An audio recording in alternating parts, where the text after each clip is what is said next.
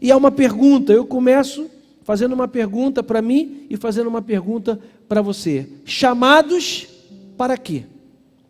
Para que nós fomos chamados? Para que nós nascemos de novo? Ou melhor, por que nós nascemos de novo? Por que nós nos tornamos uma nova criatura? Qual é o objetivo disso tudo ter acontecido na nossa vida? Dessa mudança ter acontecido na minha vida e na sua vida? Hoje eu e você estamos preocupados em ser o quê? Em fazer o quê? E aí eu começo perguntando, chamados para quê?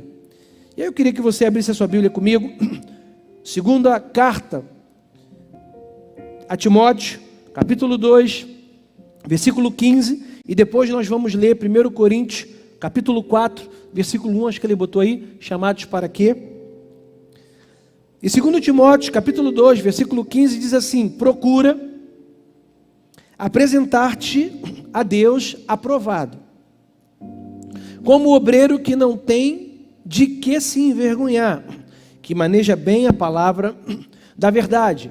E agora nós vamos para 1 Coríntios, capítulo 4, versículo 1, onde está escrito, também o apóstolo Paulo, ele escreve que os homens nos considerem, pois, como ministros de Cristo e despenseiros dos mistérios de Deus. Ora, além disso, o que se requer nos despenseiros é que cada um seja encontrado fiel.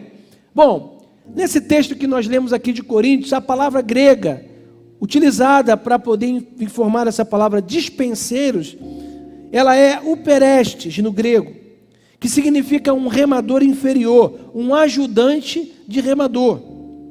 E ao utilizar esse termo, o apóstolo Paulo ele está se referindo aos remadores que ficavam na parte mais inferior do navio, remadores submissos a outros remadores. Essa palavra dispenseiros não significa, ao pé da letra, servos.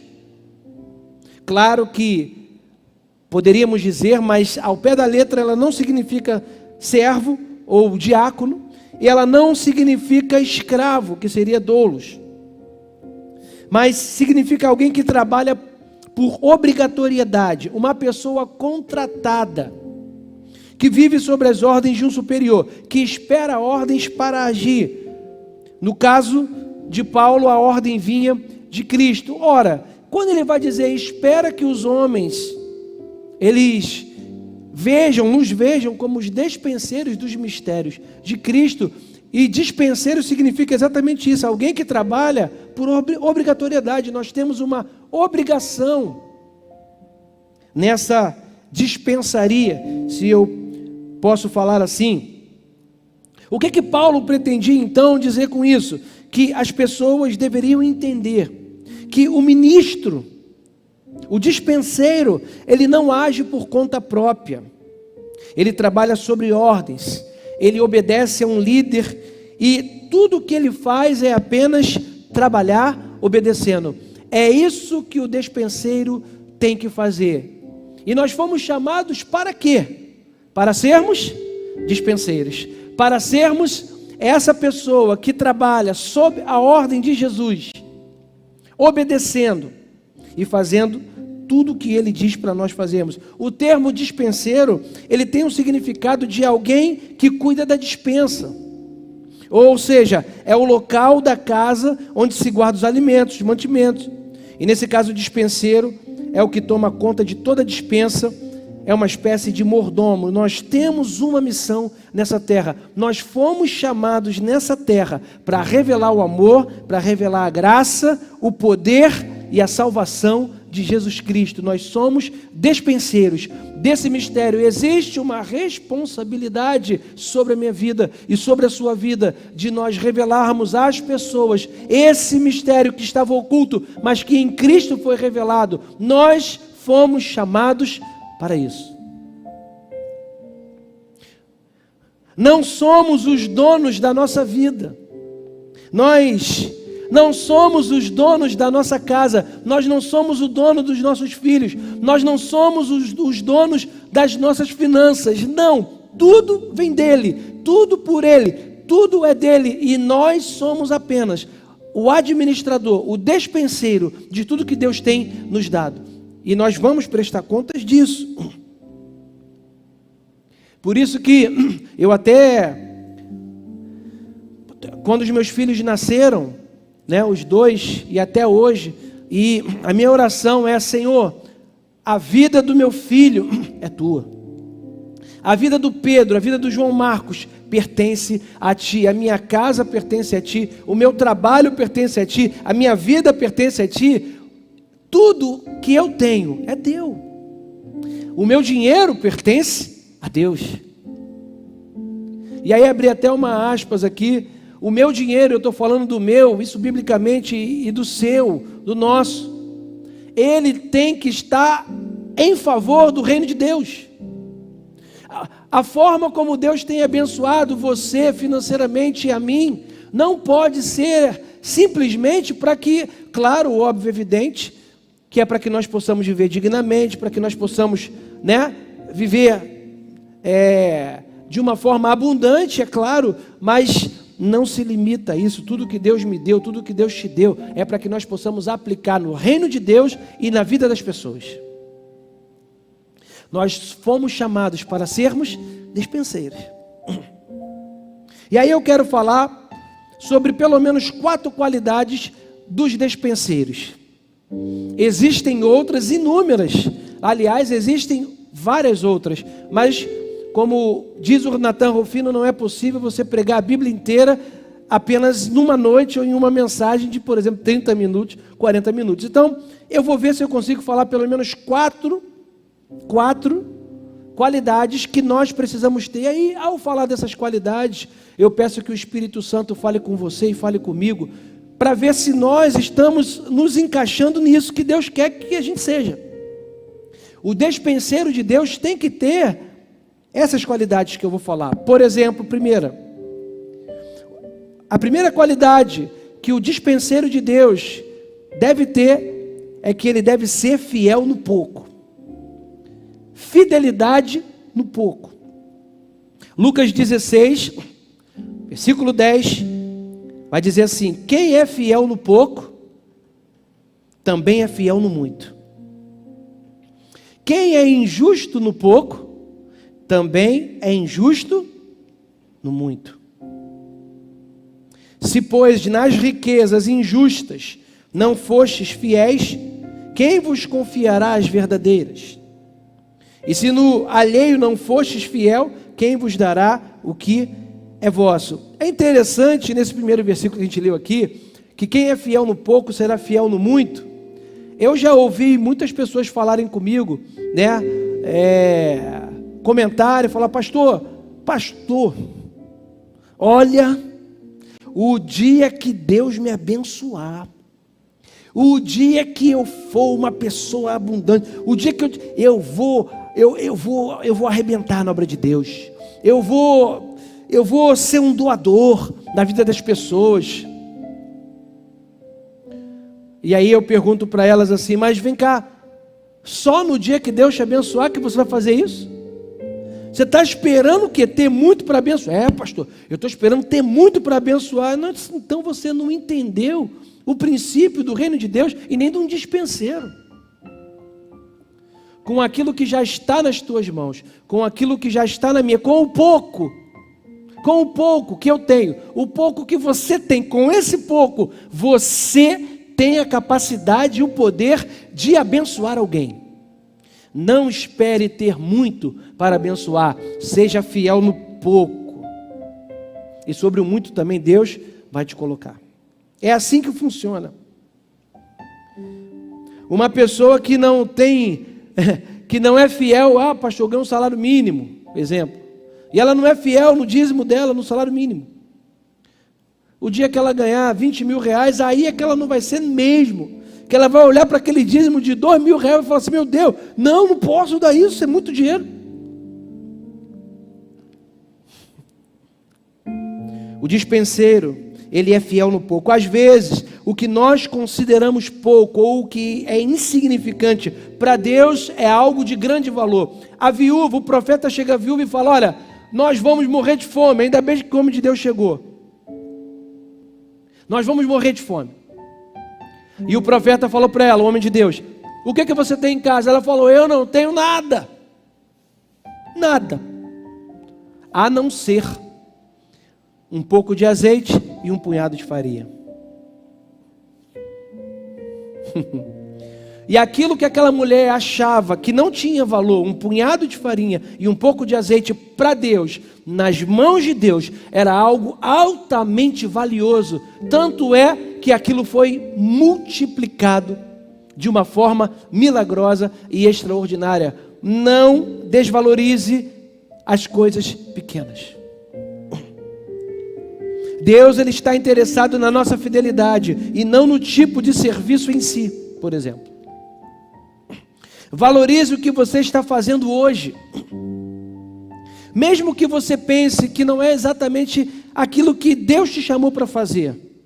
Mas se Deus colocou nas tuas mãos, você está fazendo alguma coisa que você acha assim, mas eu tinha que fazer mais, eu tinha que estar fazendo uma outra coisa. Deus colocou nas tuas mãos. O que Deus colocou hoje nas tuas mãos para você fazer? Pensa. Então, isso que está nas tuas mãos, valorize esse pouco. Faça aquilo que você acha que é pouco. Faça bem feito, faça com excelência. Por quê? Porque você vai ver que se você for fiel no pouco, sobre o muito, Deus vai te colocar. Se nós não formos diligentes e não formos fiéis, hoje, naquilo que nós temos nas nossas mãos, jamais vamos atingir o que Deus nos chamou para fazer. A infidelidade no pouco não nos habilita para a promoção. Se aquilo que você está fazendo hoje, se no que eu estou fazendo, no que você está fazendo, você não está fazendo bem feito, não está fazendo com excelência, você não vai ficar ou não vai ser habilitado para fazer coisas maiores.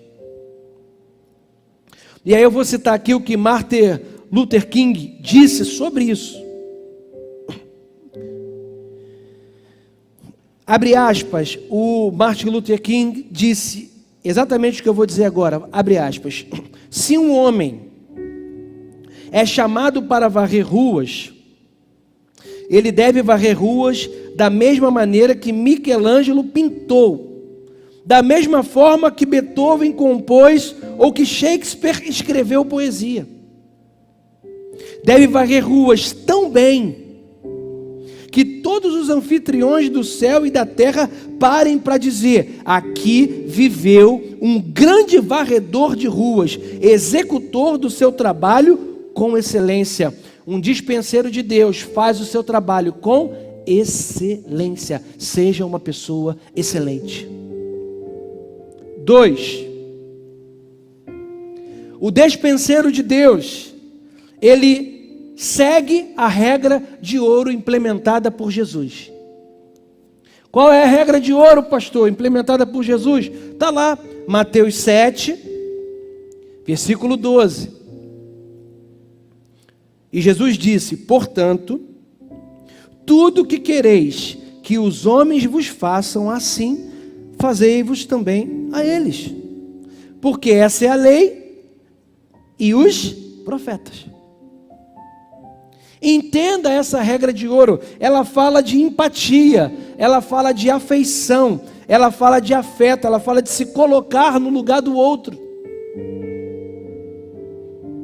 Um exemplo.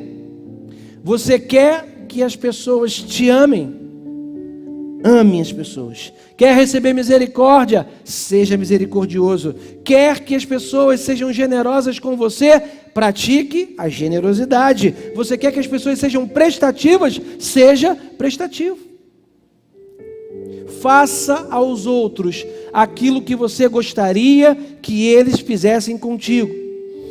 Eu tenho um filho de 5 anos, todo mundo sabe, e eu confesso a vocês que criar um filho é uma coisa muito difícil, né? Eu tenho as minhas dificuldades, obviamente, mas lá em casa a gente está fazendo um negócio e eu estou procurando ensinar o Pedro da seguinte forma: a gente tem feito uns combinados lá, e sempre que ele faz alguma coisa, por exemplo, quando ele me chama de chato,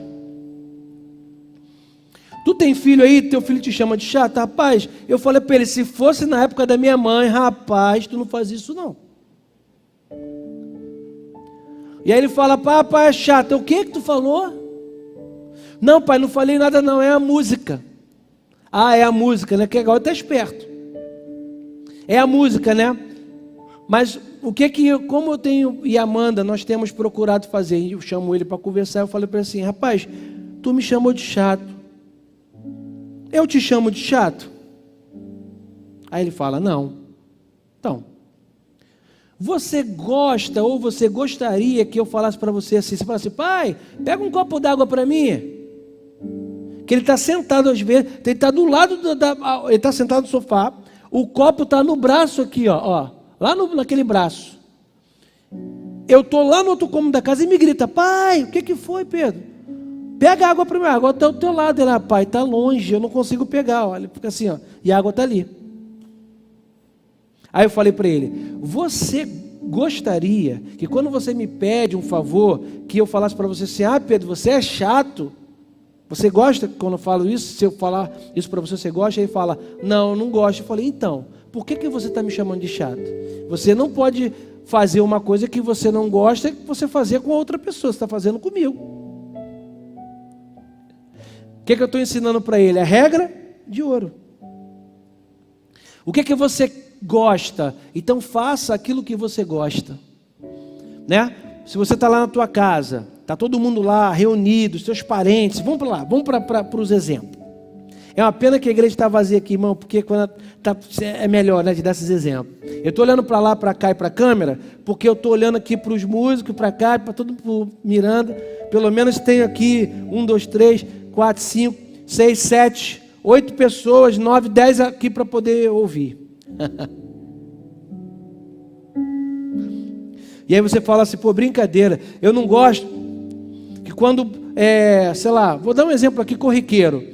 Todo mundo tem parente vai na nossa casa e vice-versa, é ou não é? Não é verdade? Aí tu chega lá, aí todo mundo comeu, todo mundo bebeu tal, e a louça ficou assim, ó. Já aconteceu isso com alguém aí? Já? Todo mundo. Aí a louça está aqui, ó. Aí o abençoado do teu irmão, da tua irmã, teu cunhado, teu sobrinho, todo mundo lá. Aí tu fala assim, rapaz, mas ninguém vai lavar. Ninguém vai lavar essa louça aqui para mim, não. Pô, brincadeira, tu fica com raiva. Porque é tu que vai ter que lavar aquela louça toda. Exemplo. Não é verdade? Aí o que você faz? Quando você vai na casa dele. Agora a festa é na casa do outro. E tu não é o dono da casa. Aí a louça está desse tamanho. O que eu faço, você faz? Se vira aí, agora é contigo. Mas o que nós temos que fazer? Isso é um exemplo prático, simples. Isso é cristianismo. Isso é colocar a palavra de Deus em prática. O que eu faço e você faz? Nós vamos lá na cozinha. O que nós fazemos? Vamos lavar aquela louça. Por quê? Porque quando vai na minha, eu gostaria que fizesse isso. O que eu vou fazer? Eu vou fazer o que eu gostaria que fizesse comigo. Eu vou lá e faço. O verdadeiro dispenseiro, ele entende e pratica a regra de ouro. Não tenha atitudes no exterior reclamando no interior. Então faça sempre aquilo que você gostaria que fizessem por você. Número 2. Número 3. O despenseiro de Deus, ele faz o trabalho dele como para o Senhor. Colossenses capítulo 3, versículo 22, diz assim, vós servos, deve botar aí na internet, obedecei em tudo aos vossos senhores, segundo a carne, não servindo somente à vista para agradar os homens, mas em singeleza de coração, temendo ao Senhor. E tudo quanto fizerdes, fazei-o de coração, como ao Senhor, e não aos homens, sabendo que do Senhor recebereis como recompensa a herança, servir a Cristo o Senhor. Existe uma forma de nós sabermos se nós estamos sendo admoestados pelo texto acima. Pergunte-se agora, pergunte a você, o que você faz quando, por exemplo, na igreja, o pastor chega ou o líder chega, né? O que você faz na hora que você está lá e chega o líder, chega o pastor, o supervisor, no local onde você está fazendo alguma coisa, você está trabalhando. Você começa a trabalhar mais duro e mais eficaz quando você está no teu trabalho. Teu chefe não está, não tem chefe, não tem supervisor, não tem ninguém. Só tem você e a internet liberada no horário de trabalho. Aí tu vai fazer o que você quer, teu pessoal, aí o chefe entra na sessão. O que você faz? Opa, computador. Ô, fulano, e essa planilha aqui, não, realmente estou com um problema aqui nessa planilha e tal. É isso? Porque se nós fazemos isso, nós não estamos agindo da forma como deveríamos. Precisamos fazer tudo de forma intensa, de coração. Não é porque alguém está vendo, não é porque alguém está me supervisionando, te supervisionando. Nós fazemos porque fazemos para o Senhor. Amém, gente? E para terminar, número 4. Claro que para terminar esse pensamento, porque essas características estão longe de ter acabado. Existem várias outras características do dispenseiro. Mas a quarta, que eu separei e última, é o dispenseiro de Deus. Fomos chamados para sermos dispenseiros de Deus. E número 4, esse dispenseiro, ele tem atitudes excelentes. Seja uma pessoa excelente. Romanos 14, 17 diz assim: porque o reino de Deus não consiste no comer e no beber, mas na justiça, na paz, na alegria no Espírito.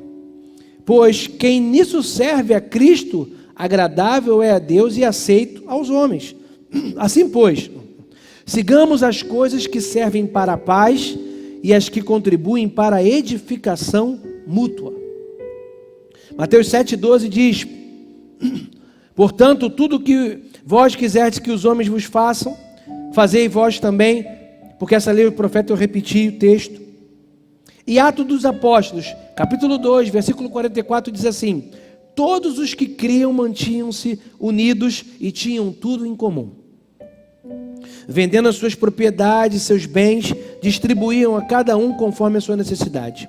Todos os dias continuavam a reunir-se no pátio do templo, partiam o pão em suas casas e juntos participavam das refeições com alegria e sinceridade de coração, louvando a Deus e tendo a simpatia de todo o povo. E o Senhor lhes acrescentava todos os dias os que iam sendo salvos. Boas atitudes são contagiantes. Atitudes excelentes contagiam as pessoas. Elas inspiram, elas encorajam. Era isso que a igreja primitiva fazia. Ela tinha atitudes excelentes. Eles se importavam uns com os outros. Eles dividiam aquilo que eles tinham. Ninguém passava necessidade. E diz a Bíblia que eles contavam com a simpatia de todo o povo. Por quê? Porque atitudes excelentes vão contagiar. Seja um dispenseiro com atitudes excelentes em casa, no trabalho, na igreja, com a vizinhança. Seja uma pessoa excelente. Nós devemos nos esforçar. Segura essa. Desculpa. Nós devemos nos esforçar para não dar trabalho, mas para ser alguém que completa o trabalho. O dispenseiro de Deus, ele não dá trabalho, ele completa o trabalho. Temos que ser pessoas assim. Ter a atitude correta não somente faz do dispenseiro uma bênção para todos que estão em sua volta, como também motiva as pessoas a também querer ser um dispenseiro.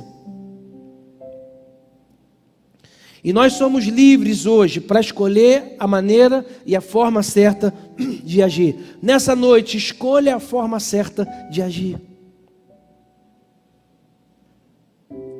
Sempre vão acontecer erros, imperfeições, mas Deus nos chama para nós focarmos naquilo que é bom.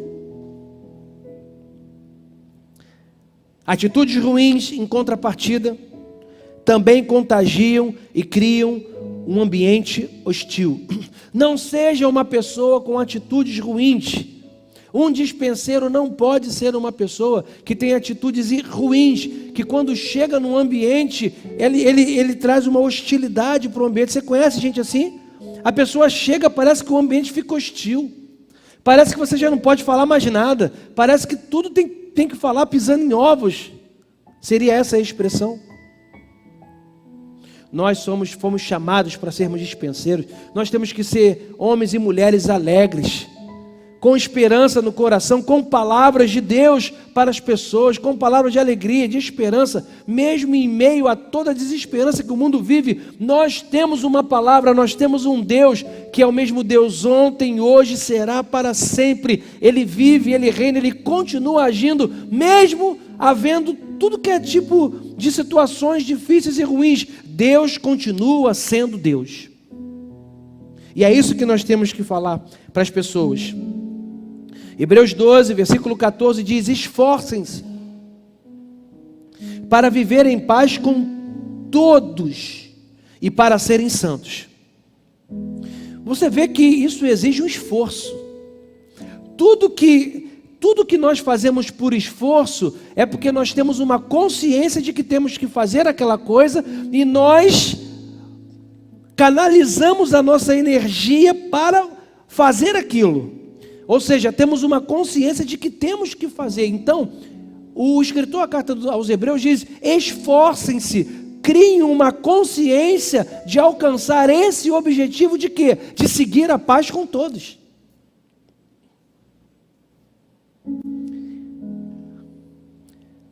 E ele diz: sem santidade, separação, ninguém verá o Senhor. Cuidem que ninguém se exclua da graça de Deus, que nenhuma raiz de amargura brote e cause uma perturbação, contaminando a muitos. Isso nós precisamos nos esforçar para sermos, para vivermos. Em paz com as pessoas. Um despenseiro vai viver em paz com as pessoas.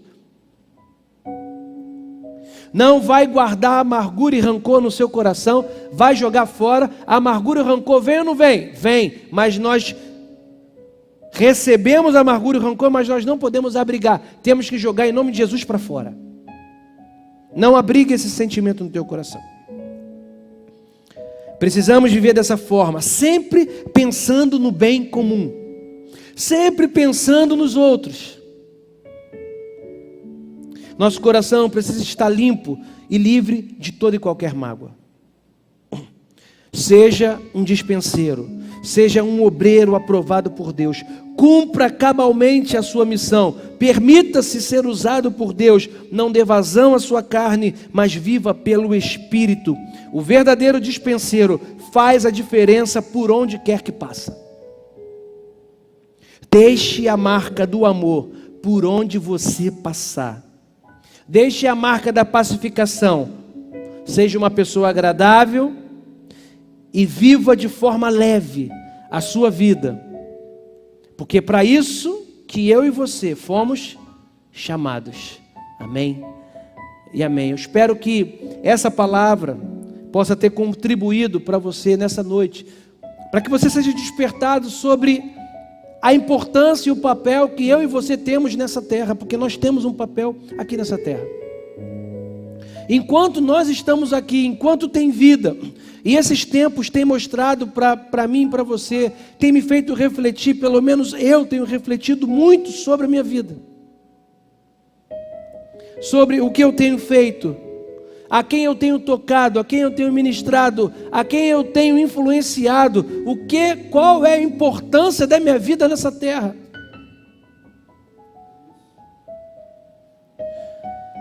Qual é a importância? O que é a minha existência? Em que a minha existência tem tocado nos outros? Em que a minha existência tem atingido, tem levantado, tem ajudado outras pessoas? Porque fomos chamados para revelar esse mistério, para levar a paz, levar a vida, levar a alegria. do Senhor para as pessoas, levarmos a esperança, sermos pessoas agradáveis. Será que eu tenho feito isso? Será que eu tenho sido isso? Será que eu tenho feito essa diferença na vida das pessoas? Porque o que eu tenho pedido a Deus é: Senhor, eu quero fazer essa diferença. Irmão, não me importa aqui. Você é cristão, nomenclatura, não me importa. Não importa a religião, denominação, não me importa. Me importa que eu quero ser igual a Jesus. Me importa que eu quero tocar nas pessoas, que eu quero ajudar, que eu quero ser uma fonte de bênção na vida dos outros. Deus falou a Abraão: sê tu uma bênção. Isso toca meu coração. É como se Deus estivesse falando comigo: Glaucio, sê tu uma bênção, cara. Onde você for, cara, seja uma bênção. Toca nas pessoas. Faça algo que vai tocar nas pessoas. Fale para as pessoas da importância que elas têm na sua vida. Aproveite os momentos. É isso que Deus quer para mim e Deus quer para você. Eu quero pedir para vocês voltarem aqui para a gente cantar. Nós vamos também participar da ceia do Senhor. E eu queria pedir a você aí, para você já ir pegando os seus elementos, que você possa aí deixar Deus falar o teu coração. A ceia do Senhor, irmãos, ela foi instituída por Jesus para que nós possamos, nesse momento, lembrarmos do sacrifício de Jesus na cruz, lembrarmos da aliança que nós temos com Ele, uma aliança eterna, uma aliança de vida. Nós temos aliança com Deus.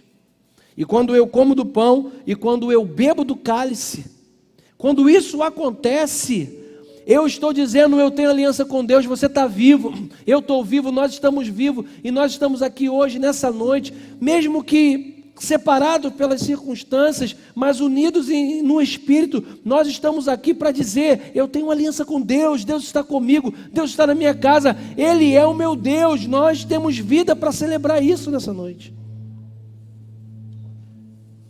E a minha oração é de agradecimento: Senhor, obrigado, porque eu tenho vida hoje. O Senhor me concedeu, tem me concedido vida, e enquanto eu tiver vida, eu vou adorar o Senhor. Enquanto eu tiver vida, eu vou exaltar o nome dEle. Eu espero que você tenha esse sentimento aí na tua casa, de você falar: Senhor, enquanto houver fôlego em mim, eu vou adorar o teu nome. Oh, aleluia, ao teu nome, Pai. Tem uma mesa posta nessa noite, Senhor, e nós vamos comer, nós vamos beber desse cálice, porque nós temos uma aliança contigo. A nossa aliança permanece. A nossa aliança permanece. Aleluia.